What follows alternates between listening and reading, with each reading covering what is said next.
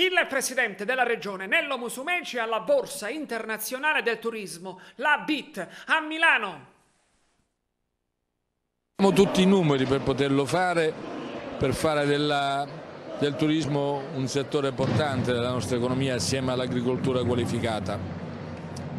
La conferma arriva da questa BIT, da questa importante Borsa Internazionale del Turismo a Milano,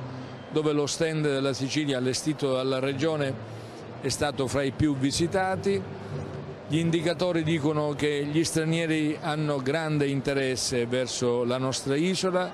vogliono affittare casali di campagna, bagli, villaggi, borghi rurali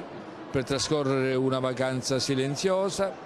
e nel frattempo le città diventano e restano polo di attrazione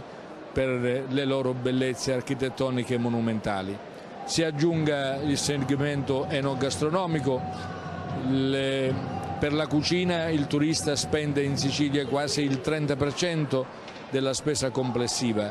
e poi stiamo puntando su nuovi segmenti turistici, quello del turismo religioso, quello del turismo sociale della terza età, che da noi si può fare 12 mesi su 12, e il turismo cosiddetto bellico, che hanno già sperimentato in Normandia, in Russia, in Egitto e che a noi consente di poter offrire al visitatore animato e appassionato di storia i luoghi della Seconda Guerra Mondiale, nella battaglia dell'estate del 1943, anche col Museo delle Ciminiere di Catania, che è il più grande in Europa dopo quello di Londra, dedicato a questo tema. Quindi tanta carne al fuoco. Stiamo lavorando anche per realizzare un logo unico per tutto il materiale promo pubblicitario,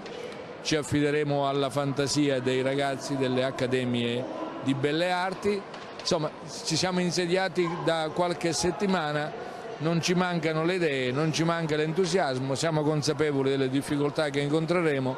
ma andremo avanti perché alla fine dei 5 anni avremo vinto la sfida.